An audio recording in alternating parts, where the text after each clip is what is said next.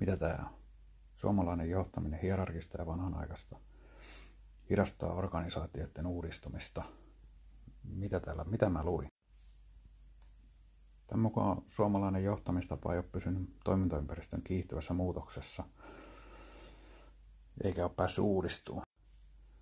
No, hyvin hämmentävää, että 20% kokee, että pääsee vaikuttaa organisaation strategiaan. 36% kokee, että organisaatiossa syntyy muutoksia niiden asioiden mukaan, mitä on nostanut, ja 26% pitää organisaation päätöksentekoa ketteränä, ja sitten oikeasti viimeisenä 52% kokee työntekijöistä organisaatio psykologisen turvallisen ilmapiiri, että voi ilmaista mielipiteitään ilman pelkoa tuomitsemisesta. Mitä tää on? Ja vielä viimeisenä, uuden oppimiselle ei ole aikaa. Nyt on hämmentävää.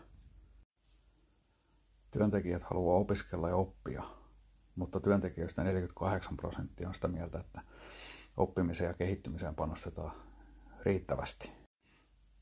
Mihin me ollaan Suomessa menossa? Onko oikeasti johtaminen jäänyt teollistumisen aikakauteen 1800-1900-luvulla hierarkiseen johtamistapaan tieteellisen liikkeenjohdon perustaan, että johtamisessa korostuu tehokkuus, standardointi ja selkeä työnjako. Minkälaista johtamista teillä on työpaikalla?